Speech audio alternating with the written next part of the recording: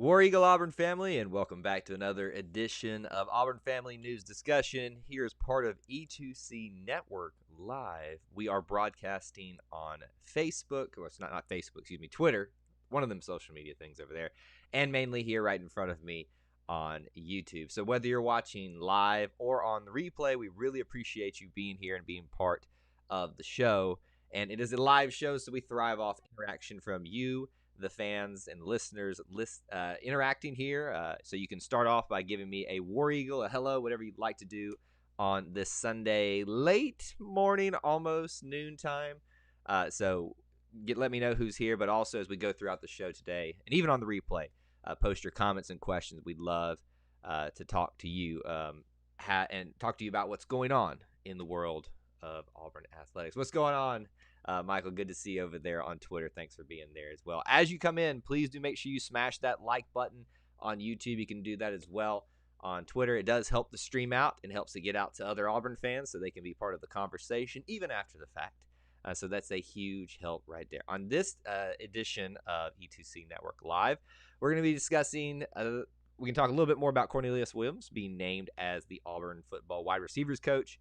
Then that means there is one more coaching position left to fill. Who will it be? We're going to talk about that a little bit more. We can also talk about that pretty awesome basketball game yesterday. And anything else you want to ask me or talk about within the Auburn spectrum, that is fair game here today. So let me cover my stuff at the beginning, as I always like to do, just to let you know what we've got going on here on the network. And then we can get into the meat and potatoes of what's going on this Sunday, in a very cool Sunday here in the Southeast.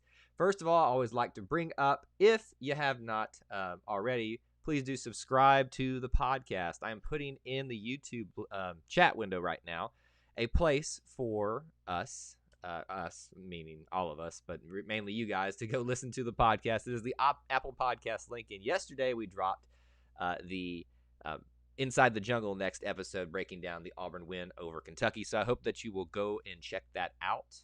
That is a great show there. Gray Oldenburg showed up with me once again to discuss that game, and maybe we can talk a little bit about that on this live stream as well. We also have the E2C Network Booster Club, which I know a lot of you have already joined, and I do appreciate that so much. You can sign up for as little as $1 a month or more. There are different perks at different levels to help support the content that we do here. And by the way, if you are listening and you are one of those people that has recently signed up, we have sent out some notifications via the Patreon website or app, and we haven't heard back from some of you. So if you could check that out and make sure you're getting those notifications, because we do want to get you some of the perks and kind of start the communication process with you on things that we do there. So there are some other ways available as well for you to help support the podcast through PayPal and our TeePublic store. But those are all the things that I have for you today. All right, let's see who's here. We already said hello to Michael on Twitter. That's the one familiar name I saw up there. Samuel Pate is in the house. We won, but UAB lost. Is that a sad thing for you? I didn't know you were a UAB fan. I'm not a UAB fan, and probably I'm more likely to be a UAB fan because they're always trying to break away from the actual University of Alabama. I know they're not affiliated. They're affiliated, but they're not. It's a really confusing situation. I'm probably butchering what actually is going on between the relationships between those two universities, but I kind of fight for them and fend for them. But I'm glad that you at least got one of your teams to win. Did y'all have church? Yes, we have church. We went to it this morning, and we do the early service, and much to my chagrin, not because I'm not obviously happy to be at church, but just getting up early and for me in general is just not good. So, but I do it because I need to be there, and it's the right thing to do. I'm going just to type random stuff and see you here we go. Stan's here. War Eagle. Let's see. Talking about all kinds of good stuff on here. War Eagle, the Salt Army, Frank Wilson, Auburn fan is here. Happy Sunday. My sources say T. Will is gone, and we have to trust Coach Harsin and Coach Mason. You might be onto something there. We'll talk about that here. Spooky Buffalo is here. By the way, are you a Buffalo fan, Spooky Buffalo? If you are, how are you feeling right now? And then Samuel's going to go ahead and drop down a prediction for the game on Wednesday. Auburn 80, Arkansas 58. He's even laughing at that, so I think he knows that's probably a little bit out there. Yes, we are at 777 subs as of the start time of this. You can help us get there by subscribing and smashing that notification bell as well. But yeah, we can. We hopefully will be able to pass 800 here very, very soon. I'd love to do that. Josh is feeling doubtful about T-Well as well, wondering the reason as to why he isn't being retained if that's the case. Yeah, I think that's a great point of conversation there. Nostalgia Fury War Eagle to you as well. Let's see. Man, we got a lot of new faces here. Albrandos Trammell. Buffalo's 3-12, 0-8. I just realized the last time before 2020 South Carolina didn't lose to Auburn was in 1932 when they tied 2020. Illuminati confirmed. All right. So I think I've caught up with most of y'all and said hello, but we'll keep going with the questions and comments throughout the show here. So just keep them coming, and I'll stay up on with them as much as I can. All right. So the title of this one is Auburn needs one more head coach, or not head coach, assistant coach. Who is that going to be? Anybody got any guesses? I think there's been more mystery about this outside linebacker position coach than anything else at this point. I really don't think anybody has any clue which way it's going to go. So a lot of you have already said this particular sentiment here in the chat, and that is that T-Will seems to be on kind of a downward trend in terms of his likelihood of being retained and filling that role. And I would say at this point, I agree with you on that. And that is very, very sad for me because I think Coach Harsin is missing a great opportunity and not just a great coach and a great recruiter. Now, he's got a lot of great recruiters on his staff already, so that's not really something that he's going to be lacking in. But I do think that he's missing a big opportunity to potentially have Auburn fans be really, really on board with him. But I would agree with all of you that based off what I'm hearing from the people that I've been getting information from that is very reliable, it has been thus far, I do think Coach T-Will being retained is not likely in the cards at this point. So how does that make you feel? Let's ask in the poll room. Are you happy about, I don't think anybody's happy about that, but like, is that like a deal breaker for you? Is that I'm sad about it, but I'll trust Coach Harsin? How are you feeling about this situation? Let me catch back up here. Kenneth, good morning and War Eagle to you. He said, I'm happy with our wide receiver coach. I feel better about having a very experienced former wide receiver coaching current wide receiver. Sources say T-Will may have a coaching style that doesn't mesh with Harsin, maybe too much of a friend, not enough professionalism on the practice field. Okay, well, that's Will. That is not a bad, if what those people are saying and sources, of course, that's always the fun word, are correct. That makes a little bit of sense. You know, he did kind of have more of the buddy mentality, and that doesn't I wasn't at practice, you weren't at practice, so we don't really know how hard-nosed he was. But when you look at a coach Rodney Garner, for instance, versus a coach T-Will, two different styles, and I think we can agree on that. You know, more upbeat probably from the T-Will side, more hard-nosed from the Coach Garner style. So Coach Garner probably, if we're all reading this correctly with Coach Harsin, the type of coach that he wants to be, probably doesn't mesh well with him. Professionalism, I don't know that I agree with that. I think it's just a different style of coaching altogether. Do you all know who Vernon Sports Talk Auburn? No, I do not know who that is. Correct. War Productions, yes. The correct score prediction yesterday. Every dog has its day. So if you missed it, people asked me for my prediction yesterday for the game, and I predicted not the actual score, but I said it would be a 7-point victory, and it would come down to pretty much free throws at the end there, and pretty much happened. So every once in a while, you know, it's like I've been doing this for a few years. By the way, we have recently celebrated. I'll give you a little inside information. We actually missed our anniversary date for the podcast network. Just a little pull back the curtain here. But today we're going to be putting out a post celebrating 7 years of podcasting. What began as a single podcast trying to do everything in the spectrum of Auburn sports back in 2014, January of 2014, has now become a network. So it's really incredible where we've come from as a group. And it's all in response to you all listening and being here for stuff like this. So thank y'all. You said Auburn. Yeah, I would win. I said he'd win by 7. I'm hoping Coach Harsin is just playing mind games and is going to go and keep Coach T. Will at the last second. It'd be a nice little trickeration to pull with on the fans and the beat writers and all that kind of stuff, right? It would be funny. That doesn't feel like something Coach Harsin would do. I think things are not looking good for him, unfortunately. If it wasn't broke, don't fix it. Linebacker was a strong position for us. I agree with that. The problem is that Coach Harsin wants outside and inside linebackers coached differently by different coaches, so that kind of changes things up a little bit. And let's be honest here, maybe Coach Harsin wanted Coach T. Will but to do that had to have some stipulations of things that he was going to be involved in or not involved in, and maybe Coach T. Will didn't want that. So always remember that when it seems like someone may not be, a coach particularly in this situation, may not be doing what you want them to do, it may not necessarily be their decision, in the sense that they may have said, okay, we'll make this happen, but here's what I need because I'm the boss. And, that's just kind of the way things is. So that could be the potential thing that's going on there as well. I don't like it if T-Will is not maintained or obtained. But when you bring a new coach in, we need to choose who is comfortable with. I agree with that, Imani. I do. I think that we need to let Coach Harsin be comfortable with who he's bringing in, and more so with Coach Harsin being an offensive-minded individual.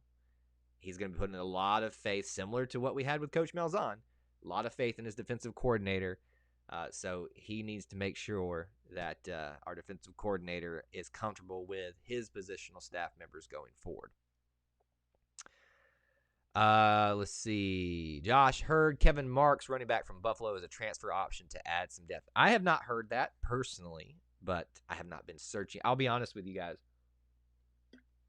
I have not really been digging deep into transfers and recruits as of this moment because I'm so focused on this coaching situation right now. So I haven't really dug deep into those names. I know that the big name that, and let me see if I pronounce this right this time, because someone called me out for it after the show 2 days ago, I think or 3 days ago. Wanya is the tackle from Tennessee, is the one that everybody kind of wants. Time to bring Ted Roof back. I don't know that we want to relive that, Josh. I nothing against Coach Roof, just I think we can do better. Thomas, good to see you, man. War Eagle. Hillbilly is here, so everybody hold the line. Hillbilly is here. We are winning in Rupp. Book it. I would say that based off of what I've seen this team do in Auburn Arena against Kentucky, it looks very promising for what could happen in Rupp. However, don't count on a Kentucky team that can, with the talent they have, putting it together later on in the season. And that'll come a bit later on in the SEC conference play. And Auburn's got some tough sledding to go through here the next couple of weeks. So don't be shocked if something surprises you there. On a basketball note, who do you think has benefited more since Sharife Cooper has been cleared? It's a bit of an interesting question there for me. Who do I think would have benefited? Justin Powell, but he hasn't been there yet. I don't think that Alan Flanagan has benefited more, because Alan Flanagan's been doing Alan Flanagan things before he got here. Honestly here, and we talked, and I'll plug the podcast again. If you haven't listened to Inside the Jungle today, I need you to go do that. It's really good. And by the way, and we completely just blew past talking about Alan Flanagan in that podcast, so that's on us. But Anthony Cardwell, he is the center, or he's not a center, he's listed as a forward, and he actually played with Sharife Cooper in high school. Can you not see how much he's benefiting from that? The alley-oops that he is throwing, the man, he seems more confident down there. I just am loving the connection between the two of them. So yes, I think he is benefiting more, and you've seen his time go up as he and Sharife Cooper have started connecting a little bit more there. All the players will be better and will benefit with Cooper on the court. And that, I think that comes naturally. It's not just a Cooper thing, with having a dedicated point guard, someone who is the field general out there.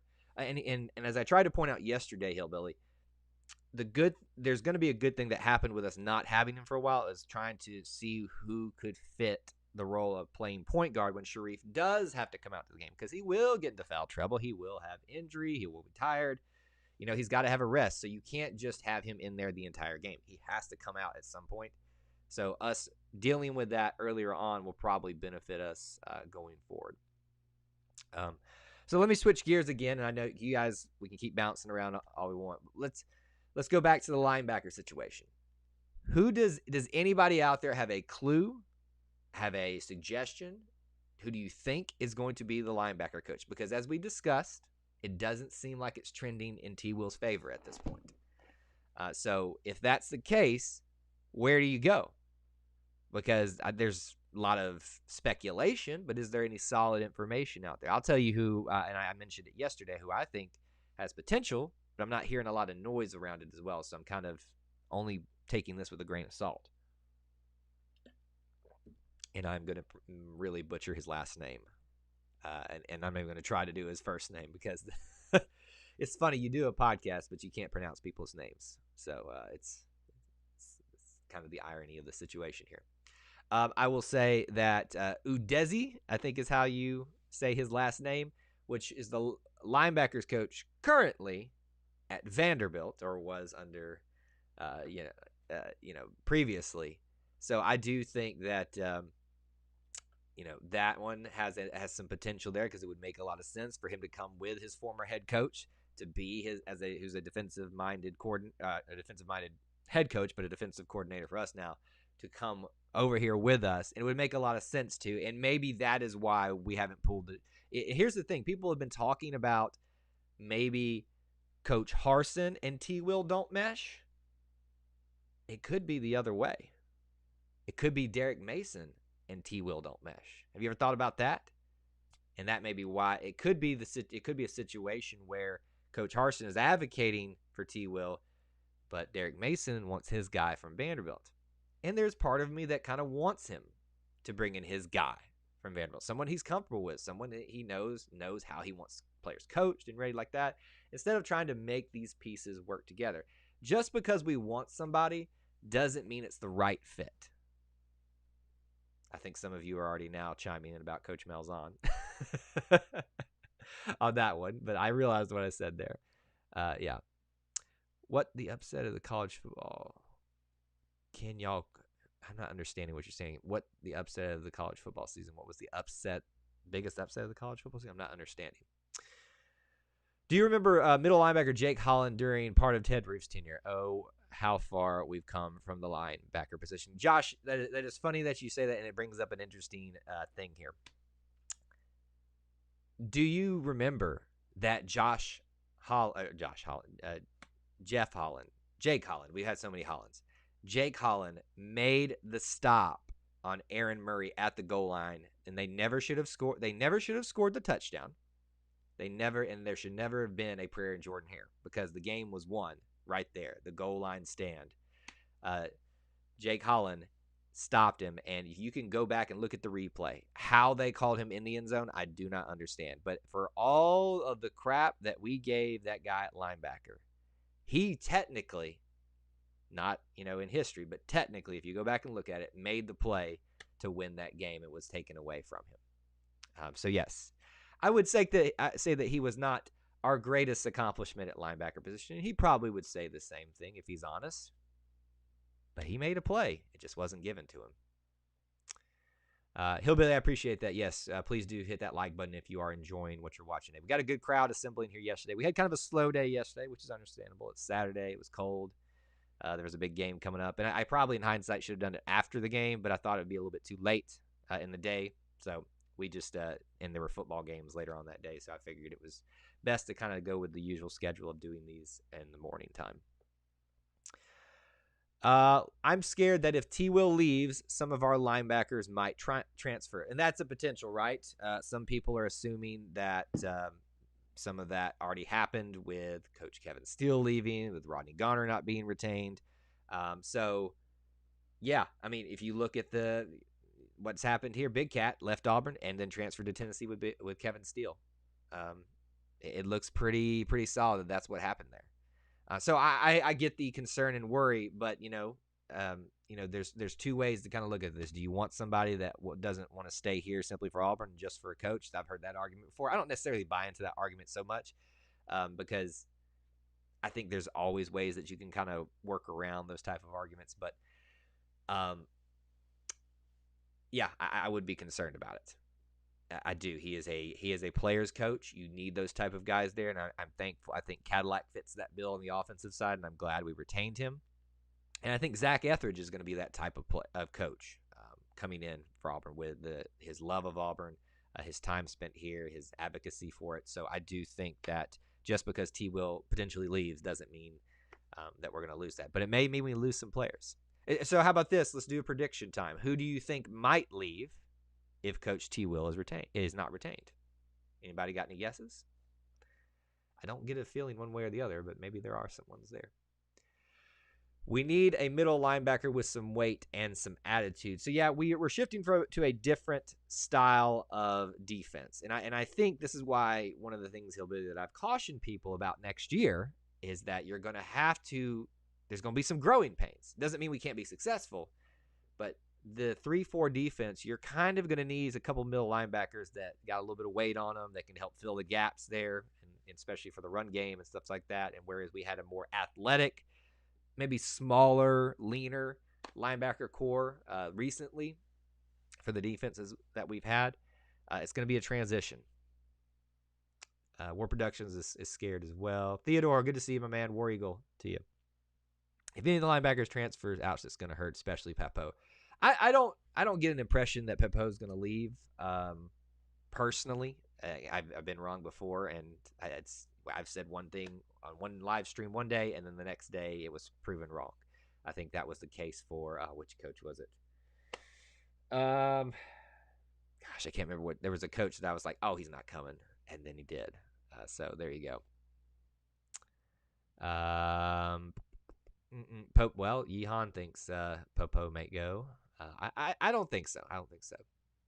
I think they retain T. Will if you go on the Auburn website on the new staff, they got T. Will on it. Well, so Theodore, I would be careful with that because just because that's still on there doesn't mean that's a legit thing. Now, if you were to see them take him off it suddenly, I would take he's not being retained. That's an easy assumption to make right there. But you don't want to send signals to a potential candidate that may be T. Will or another potential candidate by taking him off that. So if they didn't do that, what they should have done from the very beginning is when they said they were hiring Coach Harsin and maybe he had his hand in this, is we're going to delete everybody off there except you until you name them your coaches. And I think that would have probably solved that particular situation. But I wouldn't read too much into that at this point. I think T. Will is fighting, if I'm just kind of feeling out the situation, I think he's fighting hard to stay. I would be careful with trying to say maybe Coach Harsin doesn't want him. It could be a Coach Mason doesn't want him. Or either way, right? Sam, yes, Auburn versus South Carolina was the biggest upset for us in college football this year. I don't know about that because I can't remember too many of the games because I didn't focus on too many others besides Auburn this year with everything that was going on. But yeah, for us, definitely the biggest upset of the year. Mississippi State over LSU might have been the biggest. Even as bad as Mississippi State was, what they did to LSU was pretty incredible. Josh, isn't the Zach Etheridge story something? From that injury to his return as a player now, being a coach and being able to use his Auburn story to recruit? Absolutely. I think you kind of have a bit of an advantage, unfortunately, in selling yourself when you have I say unfortunately for the candidates that are coming against you, when you have that type of story. When you have he was set up for success to get this position, and that's no knock on him. You have to play with the cards that you're dealt. And sometimes it's more impressive if you don't have those cards to play with and you still end up getting a position or you get, in anything in life. But yes, I do agree that his story is a great one. And I think couple that with his history at Auburn, going to make him a great salesman for that. TD Moultrie will be a beast in the middle. 6'3", 254 pounds, playing his natural position. I believe he's going to have a breakout year. That's a good point. So TD, we talked a little bit about him yesterday too. He potentially could thrive in this system. But still, even though there are some players that maybe kind of fill into these spots nicely, I still think there are going to be some growing pains that we need to be very, very cautious of. Two things that will elevate Auburn to where y'all want them to be and where I want them to be is number one, fix the schedule so we're not playing the hardest schedule in the country. And then number two, let me go down to his number two. Number two, and this is a biggie, no coach ever has a shot with these odds at Auburn. We must build and not cancel the football performance center. It is only being at any coaches has any chance. Okay, I think I kind of pictured what you're saying there. So point number one. Let me go back to your point number one, T. Fix the schedule. I would rather play the hardest schedule in the country and not have that used against us in any conversations than us play an easier schedule. Iron is forged through fire, and I would much rather us have a hard schedule because I think that makes it more rewarding. The narrow road is always the right road, and I say that, that's a biblical thing there. Everyone wants to take the wide road, the easiest one. I'm not knocking you, true GA champion. I'm just saying I get what you're trying to say, that if you want to fix this faster and more satisfactory for everybody, maybe you do make the schedule easier because then there's less complaints. But then if you do run through the table and then the thing that knocks you is you have a weak schedule or a weaker schedule, then people will be complaining about there. So there's not a win-win situation here. Point number two, well said. Coach Malzahn's biggest thing that was out of his control that did not set him up for success was boosters, not just boosters, but everybody who was going to contribute to this football performance program holding money back. When your head coach has to commit millions of his own dollars just to get it off the ground, just to get the plans built or going, that says something. And that was a sad thing. And we do need this.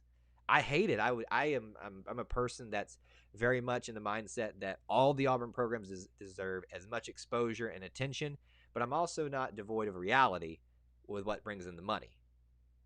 And if you're going to stay relevant, you got to give them a barber shop and a football performance center and create Mos Eisley Cantina in there. It's crazy. It's crazy. I'm really hoping Coach Mason is likable, as people say. Yeah, I think he can be. I think there's a balance between likability and, kind of being a Kevin Steele type or a I'm trying to think of another one. I can't think of it. If it comes to me, I'll think about it. Let's see. 43 says, "What a basketball game versus Kentucky yesterday. Hard-earned victory. Isn't it? Will it ever get old, you guys, to not beat Kentucky? I get at this point that Auburn and Kentucky have almost reached the same plateau in terms of relevance in the SEC. I'm not going to sit here and say that we are completely there with them, but we're at least respected now. But I don't think it'll ever get old to beat Kentucky. No, even if they're the worst team in the SEC, which there's an argument that they might be at this point. But it's so much fun. So much fun. Let's see. Is the new staff putting a high emphasis on offensive line and defensive line recruiting? It seems the offensive line was the redheaded stepchild of the last coaching staff. It was. William, I don't know how many of these streams that you've been here, and I've tried to drill it into everybody's head here. Coach Malzahn's biggest mistake, and I'm his biggest advocate, was hiring Herb Hand. He was a great recruiter, but not a great coach, and it set us up for failure down the road. So yes, I think the complete mindset switch needs to be a 1A and a 1B. Offensive line recruiting and coaching and defensive line right there, but just beneath it, because it's got a better foundation than offensive line does. Slim, great point. It's always going to be a hard schedule in the SEC. So back to what True GA Champion was saying, if you want an easier schedule, go to a weaker conference. ACC looks pretty good right now. All you got to compete with is Clemson this year, Notre Dame on a weird year. Yeah, I think you and I think alike on that, Hillbilly. I know this has nothing to do with Auburn, but college football as a sport is dying. The excitement just isn't there anymore. At this point, the regular season is all I'm going to watch. I don't know that it's necessarily dying, War Productions. I would say that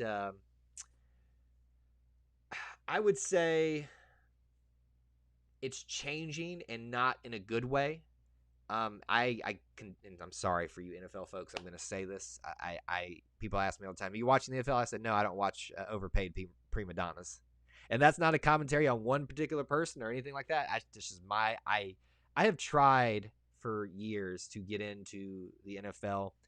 I was raised as a Packer fan because I have family that lives in Wisconsin, and I've always had an affinity towards them. The only time that I was truly heavily invested in the NFL was during the Greatest Show on Turf, the St. Louis Rams. Kurt Warner, Isaac Bruce, Torrey Holt, Marshall Faulk. I had posters on my wall. I was a huge fan of them, and then that was the last time I've ever connected with that. I watch the NFL if I watch it to watch the Auburn players. That is it. So I say all that to say it is trying to become more and more like the NFL, which is going to be a dangerous route to follow. So I agree with you. It's not dying, but it's changing, and not in a good way. That's not the freaking answer. Not really sure what you're talking about, but all right. Cam Martin. Is this the Cam Martin? If it is, welcome and War Eagle. If not, that's still a cool photo. If that is Cam Martin in the photo, I'm not sure. I used to like college football over college basketball, but college football is so flawed in several ways. This isn't just Auburn overall. The sport is much better. So I've always looked on this spectrum here. I enjoy watching college football the most. Basketball is the best sport to play, in my opinion. Not just conditioning-wise. Like, it is an excellent thing for you to do to be very healthy and conditioned because of the stop-start nature. It is a sprint combined with a distance run the entire time, and you use your whole body in it. And people forget that basketball is a very dangerous sport. There are collisions that happen, and I mean, look at Justin Powell, got a concussion and still hasn't returned for Auburn basketball. Which, by the way, I'm getting really worried about him. I really am. Josh, great point. I think we're all patiently waiting for the NCAA video game to come back. They took my childhood away in 2014. I was playing that recently at the start of the season, and here's, ironically enough, I think people talked about me predicting the future for basketball yesterday, but I have one of my favorite players is Cody Burns, and I sent him to be a head coach at a random school, and that random school happened to be, I think it was, what was it? It was in the Northeast. It wasn't Maine, but it was like Buffalo or something like that. And so he did one coaching stint there. Then he took a head coaching job at Texas State, and then we built them up into a national championship team. And then he ended up getting hired by Auburn and taking Coach Malzahn's job, which was kind of sad. Kind of sad. Mike Jones, I don't know if we've ever seen you before. Welcome. Auburn never has a good quarterback. Cam Newton disagrees with you. Nick Marshall disagrees with you. Jarrett Stidham, on some level, disagrees with you because he's in the NFL right now. Pat Sullivan disagrees with you. Stan White disagrees with Jason Campbell. I can keep going. Brandon Cox, to some degree, not NFL-wise, but was a pretty solid quarterback. So I would disagree that Auburn never has a good quarterback. I try not to operate off of very definitive statements like that. Has Auburn been the best quarterback school? Probably not. Although, we do have two Heismans that are quarterbacks. So, I think the statement, and you may have just been being a little bit funny there, but that's a bit of a broad statement. In one game, single college football is better, but overall college basketball is better. Okay, I see what you're saying, War Productions. The experience of March Madness, there's nothing else like it. And I think, honestly, if football will adapt their bowl system and playoff system into that type of format, meaning expand it, and I'm not saying expand it to 32 and 64 teams. I think, personally, if you get 3 weeks with the top 8 teams and play this thing out, I think it's pretty good. That has something. And you can still have some of the other bowl games because we have the NIT. Nobody really pays attention to it, but you have the NIT, you have the CBI. So if they want to do something like that, and it may be heading that way, it will happen. You missed the entire point I was making. SEC West provide plenty of to get a. Sorry, I'm having a hard time getting the point you're trying to make there. Let's play. Can't. Okay, I'm trying to get the points there. True Georgia champion, but Hillbillies are agreeing when it says we've had maybe 2-3 good quarterbacks in the last 30 years. I still disagree with you guys on that point. I think good quarterbacks is a subjective term. It's the same thing as players didn't develop under a certain coach. To what degree we can disagree, but how good they are we can disagree as well. Playing an easy schedule, play the hardest you can, so these can have excuses.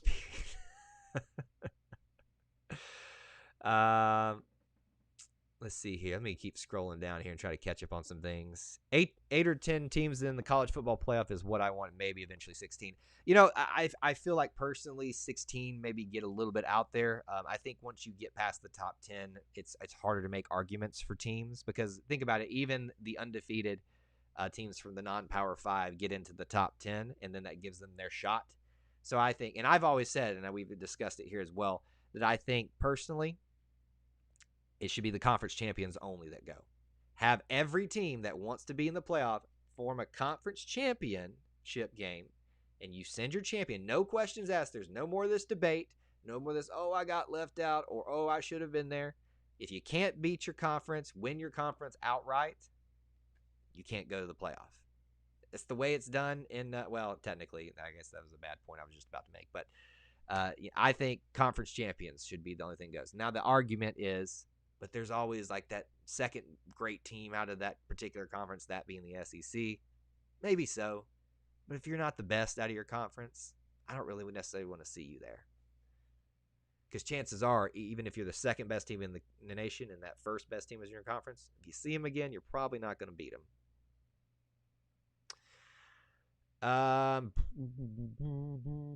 Let's see.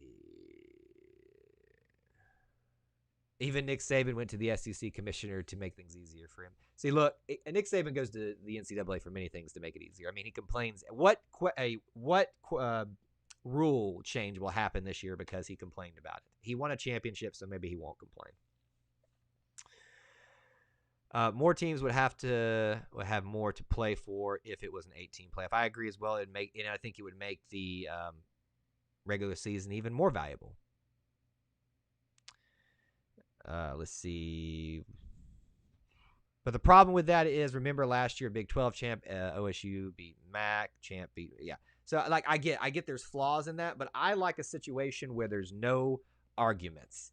You have to do this to get into the playoff. And so there's one singular goal, because what it does then is it makes your regular season of the utmost importance. I have to get to my championship game, and then I have to win that, and then I go to the playoffs. It makes the regular season more important. It makes the conference championship games more important, and it makes the playoffs more important, because you have to knock these these pillars over to get in there. I knew this was going to open up a bigger conversation. I know this is not technically Auburn specific related, but I do love talking about these things with you guys. All right, so at this moment, I think we're going to go ahead and say goodbye to the Twitter folks. Thank you all so much for being here. Appreciate you being here. If you want to come over, we're going to stay for a little bit while longer here on YouTube for these fine folks. So come on over if you want to. Until we talk to y'all again, War Eagle. All right, it's now exclusive time for the YouTube folks. Keep the questions and comments going. By the way, how does the audio sound today on my end? I did some little tweaking things because I noticed there's a little bit of a hum from my computer sometimes. How's that sounding? Do I sound better or worse? Are y'all still hearing the hum? I'm trying to, a lot of y'all said as we've been growing, you'd like to see some changes happen in terms of those type of things. And I'm trying my best to do that. So if you would let me know if that sounds better or worse or whatever. All right, let me go through some we're almost to the end of the show. We're going to stay around a little bit longer, but let me go ahead and share this stuff again since we've got a great crowd here. If you have not already, please do smash that like button if you're enjoying what you're watching. I understand if you're not, you don't want to do that. That's perfectly fine. If you also have not, please head on over to Apple Podcast or your podcast app of choice and check out the E2C Network podcast, which is the main thing that we do here. And this is the little card that I brought up for everybody to see. So that's how you can help support us. The number one thing is listening to the podcast or even just being here for one of these things. And the other thing you can do is join the E2C Network Booster Club over on Patreon. Again, for those people that have recently joined, which we have had some of you, until I get confirmation from you that it's okay to welcome you by name on one of these streams or something like that. We want to give you shout outs and stuff like that. If you are listening, have reached out to you in the app or on the website, so please check that so we can start getting you some of your perks. There are other ways to help support us as well, our TeePublic store and PayPal, all kinds of good stuff. And finally, here on YouTube for you guys specifically, if you haven't subscribed, please do so and hit that notification bell, because that will definitely show you when we go live, because it usually is at a random time. All right, that's all the stuff. William, thank you so much. The audio is fine, ... Is fine like bad? Like it's okay? I need to know, because I want to fix these things for you guys the best I can. I am due to upgrade my podcasting mic, which probably will happen soon. Well, soon-ish. I have a tendency to procrastinate. But yeah, we'll see. Let me back way up here. I think I missed a bunch of comments. We need to bring back T-Will on the field position and Rodney Garner for an off-the-field position. I'd love to see Rodney in an off-the-field position. Maybe that'll happen. You've seen that happen with previous Auburn assistants on other staff, so maybe that can happen. T-Will, though, it's not looking good for him, Broderick, unfortunately, is what I'm hearing. Expanding the playoffs would make it easier to sell recruits on instead of 4, because it usually is the same 4 every year. Granted, why those schools have the quality depth, because that's why they recruit. Okay, I get what you're saying there. I do think it makes it an easier thing to sell for other schools as well if they have that option to go more often. Tori, what's going on, man? Thanks for being here. First-time commenter. I wish I had like a little bell or something to do every time we have a first-time commenter. Jason Campbell was a first-round pick. He had, I think, 3 OCs before he left. It was done. The development has to be there between the coach and the player. 100% agree. 100%. Tori, solid comment there. Who is this wide receiver coach we have? Please tell me about him, and what about T-Will. So T-Will does not look good. We've addressed that a couple times. I am hearing from the people that I get my information from who've been solid during the head coaching search and mostly solid through all of this stuff here. It's not looking good for him. So that's all I can say at this moment. And I'm kind of looking at the last name is Udeze, a linebacker coach from Vanderbilt, to come over with Derek Mason. I think that makes a lot of sense personally. Wide receiver-wise, Cornelius Williams. The more I look at the decision, the more I like it. I would have loved to have kept Cody Burns or brought some of these other guys in, maybe Damian Craig or something like that. But if you look at what his strength is, the state of Alabama. He played at Troy as a wide receiver, was a pretty decent wide receiver there. Spent time at North Alabama, Jacksonville State, UAB, Troy, and South Alabama. You have seen your main Alabama recruiter, folks. And he's a Hoover High School grad. And that is a huge pipeline. You have found your main Alabama recruiter. That is what I like about him. I don't know much about his coaching otherwise. I know that they sent a couple of, I think, 14 wide receivers to the NFL during his time at some point. But, he's been around for a little bit. So that's not, like, unheard of. But, yeah, recruiting-wise, I think it's going to be good for the state of Alabama. Just a PSA, as an Auburn fan who lives in Gwinnett County, Cobb County, the only thing you have to say to trump a Georgia fan's trash talk is 1980. Yes, Josh, you are 100% correct. Said that recently to someone, and it went over awesomely. Do you think Gunnar Stockton will be in Auburn bound now that we have Bobo? We talked a lot about this yesterday. I do think it's, obviously in our favor, but I wouldn't say that it is a done deal. Remember where we've discussed yesterday, his high school or where he lives is right in the heart of UGA and Clemson territory. And you don't think they're going to be gunning for him now that he's left South Carolina? It's going to get tough. Hillbilly says the audio is good. Thank y'all for letting me know about that. If there's ever anything with this stream that y'all want me to do differently, make suggestions. This is a show basically created for you and by you, so let me know. War Productions is quoting Nick Saban, which I guess I'll allow. It feels dirty, though. You should have to win your conference to be in the college football playoff. Proceeds to make excuses for his team to make the college football playoff when he didn't even win the division. Isn't he all about excuses these days? Who is the highest Auburn draft pick going, in your opinion? I think the smart money would put it on Seth Williams, but we saw that Noah Igbenogany snuck in there, not snuck, but just kind of worked himself up into the first round. So I'm not saying we're having a first rounder this year, but maybe one of these defensive players, Jeremian Sherwood, maybe. Stan, I agree. I think that conference champions should go. No questions asked. Let me try this again. The SEC West is so hard you will get in the playoffs if you win. You don't need out of conference hard games on top of it. Yeah, I get your point. I see it. You still need to have a decent non-conference thing because they're not going to just do that on that alone. And when you guys bring up 2004, I went to the USC game in 2003, and that's why we were left out there. We're so bad in 03.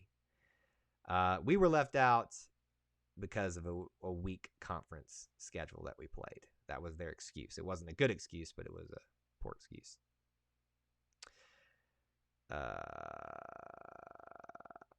War Productions, thank you so much. Appreciate you for that. Let's see.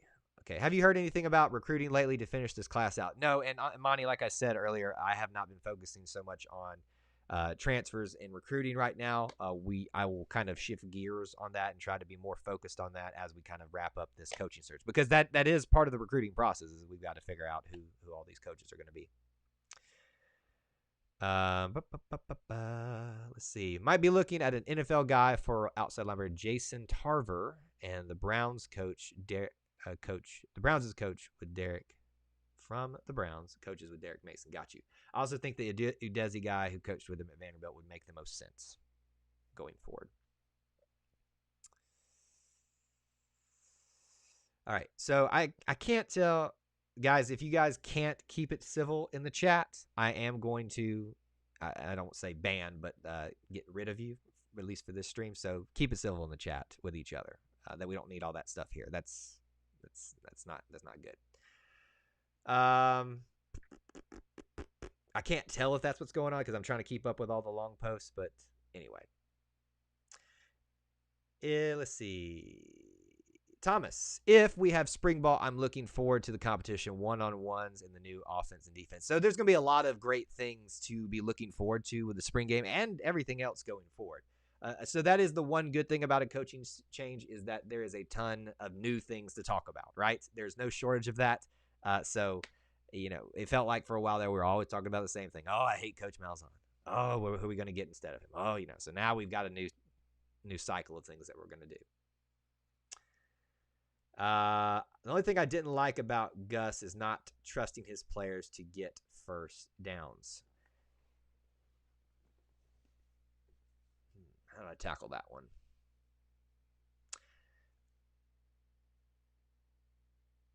For you to trust your players, they have to prove they can do it.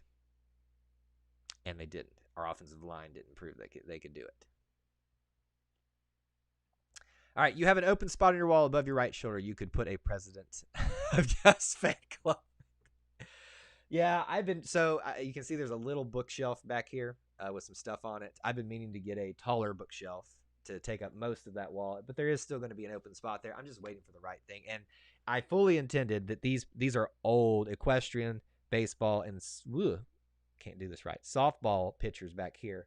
I have other posters. I intended to change those out every so often. I just never get around to it because those are just the posters that you get from the thing. So yeah.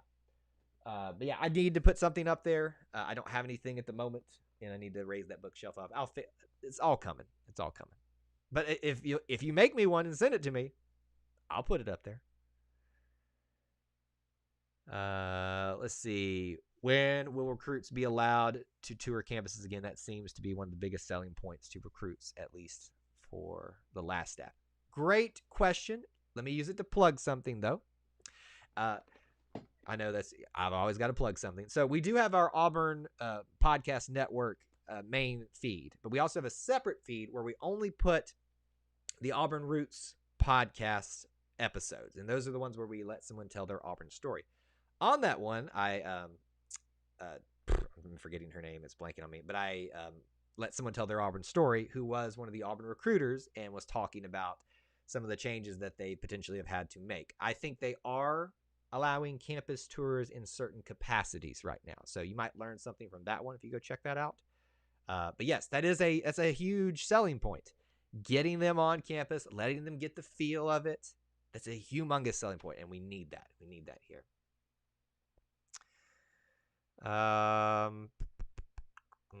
Thoughts on Urban Meyer coming out of retirement? Talked about that yesterday. My biggest reaction to that is how long until he has another medical thing. And please hear me when I say that. I'm not trying to belittle that because I understand maybe he really does. But it just seems a little convenient that he's always got some type of situation that gets him out of a sticky spot. About the time the Aaron Hernandez situation happened at Florida, that's when he rolled up out of there. About the time the scandal happened to us, he rolled up out of there with something. So how long until he leaves? That's my biggest thing. But hey, great for Jacksonville, I guess. Clint Richardson of the Auburn Uniform Database, one of our sister site, he's a big Jacksonville fan. I don't know how he feels about that one. Thomas, thank you so much for the shout out. Yeah, I appreciate guys that, when you all hit the like button, it does help the stream out. But if people aren't enjoying what they're watching, I understand, and they're just here to kind of feel this thing out. But thank you for that shout out. Let's see. What are the chances at getting Byron Cardwell? If that's a recruit or a transfer, I have not looked into it yet, Corey. I know that probably frustrates you guys that I haven't done that stuff yet, but I'm just one guy. I work with wood. I actually make art and sell it to the gift shops. I can look you up. Let's figure out how. I can fill that space. You make me a president of the Gus Malzahn thing up there, I will put it up there.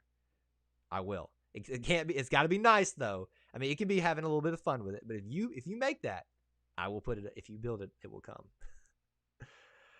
It's kind of hard for the offensive line to block when everybody knows that what play is going to run and knows your QB isn't good.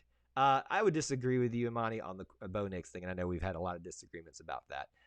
But they don't know what play you're going to run, but there's some tendencies there. Imagine not liking the video. It happens a lot. It happens a lot. That probably means there's one coming here right now. Going to happen here soon. All right. Who cares about Jacksonville? Go Buccaneers. I don't care about any NFL team, really. 4-star running back recruit. So, a lot of people, Corey, so off of that, are worried about our depth, right? With only Tank and Sean being left. Mark Anthony Richards left. Harold Joyner left. Who else am I forgetting? DJ Williams is leaving. So, yeah, I do think that that's a concern right now. And so we should start kind of analyzing these things. A lot of people are looking to some, transfer situations here. But I'm not so worried about it because I think we've got two very serviceable running backs. We need just, one or two others to come in to kind of fill that gap. And then I think next year we make a big leap at some big time names, especially with Carnell at the helm. Really excited about that. Kevin, that's so nice of you, man. And I do appreciate that. And I don't expect to be everybody's favorite. And my goal here is not to simply be a source of information, but and that's what our podcast network about is just sharing our love of Auburn and talking about it and sharing opinions and things like that. We're not going to give you the breaking news all the time, but we are just here to interact with you all and appreciate y'all being here. So thank you so much for the kind words.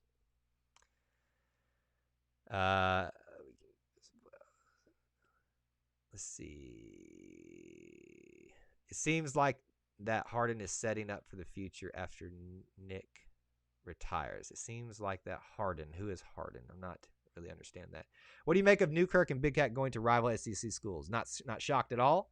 I think they both left in response to Kevin Steele leaving. They were Kevin Steele guys, and I think they should be. And well, they should. It's not that they should be. That's not the right saying. I understand. I don't like it, but I understand that. Let's see. Chances Bo Nix doesn't start next year. Very low. I think if you are setting yourself up with the expectation that I will be very unhappy if Bo Nix does not start, you are going to be setting yourself up for a very, very frustrating year. Bo Nix is going to be the quarterback. Now, that being said, Demetrius Davis could walk in here and show the world that I am the next coming of the best quarterback ever. And I will be very happy about that. But he's a freshman. His highlight tape looks good. Every recruit's highlight, it's a highlight tape. So he was recruited based off that highlight tape and what they went and saw him in person, I'm sure. But he's got to have some time to build and get better. So you need to expect that Bo Nix is going to be the quarterback next year and that he's going to be a very good quarterback going forward. The main thing is you have to keep an offensive scheme together for more than 1 year, or else this is going to be the Jason Campbell situation over and over again. And it finally worked out for him, but it was frustrating for him and for us. And look what happened to him. So a lot of people are getting on the hate Bo Nix bandwagon. Wagon. Let's don't do that again. Just because Gus is gone doesn't mean we need another punching bag.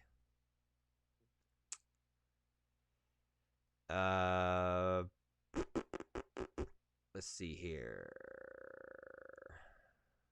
I think we will be better than expected this year. I see Harsin will develop our players way better than Gus ever could. Disagree with that. He let too many good players get away. Kyle Davis, Javon Robinson, and many more. The ones that you just brought up, Eric, had some, from what I understand, some discipline issues, some other off the field issues. So that played as much into it as maybe what you're saying, but I guess that's just a matter of opinion there. It is frustrating though to watch so many highly recruited players leave. But what we forget sometimes is that these are kids and they make mistakes, and just because they have a 5-star next to their name or a highly rated 4-star doesn't mean they're immune to having consequences for their actions. You have to earn it on the field and off the field.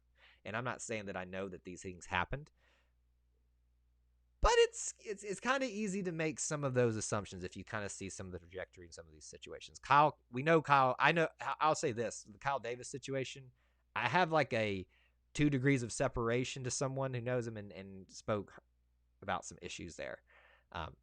Again, I don't know that for a fact, but I understand what you're trying to say. It is frustrating to watch that happen, but you've got to always take the emotions. Here we go. Here's my favorite saying, emotions of a situation and the context and bring them together to form the reality. The emotion is Gus can't keep a 5-star to save his life and turn him into something. The context is there is some other things going on with this kid that don't seem to work out with it for him personally. So the reality is it's frustrating, but we kind of have to be okay with it at the time. Sorry, that was a little bit of a soapbox there. 2-time state champ. If he can handle the pressure, it will possibly be good. Harsin is going to be the next GOAT. Hopefully. Hey, I'm all for that, guys. I really do think so. I could see Bo Nix being such an Auburn guy using the extra COVID year of eligibility if it comes down to it. I think that would be an interesting way for that to happen. I don't know if that's going to happen. And I know you don't hate Bo, but I know you're excited about the Davis kid.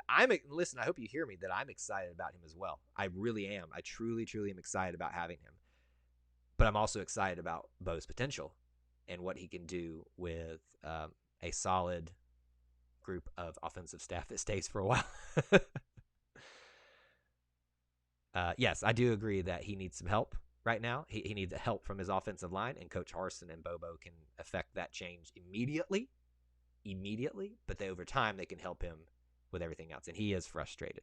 But here's the thing, as frustrated as that guy he could have quit in that bowl game, and boy did he show a lot of heart to come out there and keep fighting through that injury he suffered in there and wanting to be there. You could tell, I want to be here at Auburn, and I want to show. And that's why I get a little bit frustrated when people make the accusation that he's only earned his spot because of his name.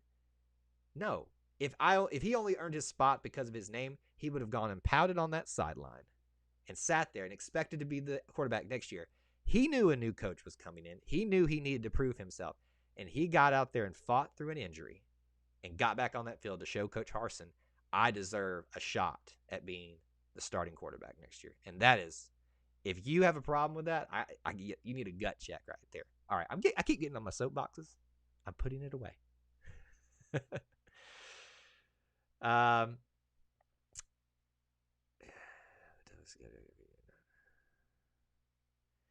So, all right. So I think we've kind of gotten to the point here in the show where we might have kind of gotten through most of the commentary here. But let me see. I don't care about all the high school recruiting rates. I want a coach that can develop any player they get.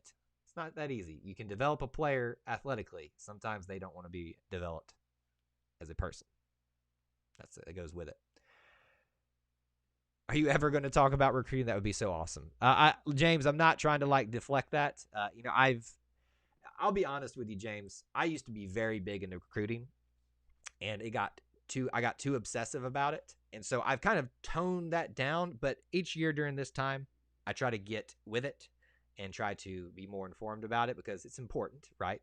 But it's also something that I've learned kind of can become a negative thing in your life. And so I've tried to tone the importance of that down with me as well. But yes, we're going to talk about it, and there's going to be plenty of that to talk about. The important thing, though, right now is this coaching staff and who we have here, because that's going to inform the recruiting going forward. I think Bo would be a great player if he's coached up. I think Gus let him do too much of what he did in high school, and it gives him a bad look. I don't have a lot to disagree with that on Eric. I'm a big Gus supporter, but I don't have a lot to disagree with there. So that may be a very fair point on that one. All right, guys, I think that's going to round it out for today. Thank you all so much for being here, and I am excited to have a lot of new faces here as well. On the way out, if you enjoyed this live stream, I do ask that you smash that like button, consider subscribing, and hitting that notification bell so you know when we go live again. We'll likely do that tomorrow. Hopefully, this is the last time we're getting together without that last positional coach field, and we'll be able to talk about that in the staff as a whole, because that's what I'm excited to talk about y'all with, is when the staff is full. And remember, there isn't a special teams person named yet. I think someone's going to get that role. So more of that coming forward. Thank y'all so much for being here today. War Eagle to you, and we'll be back again very soon.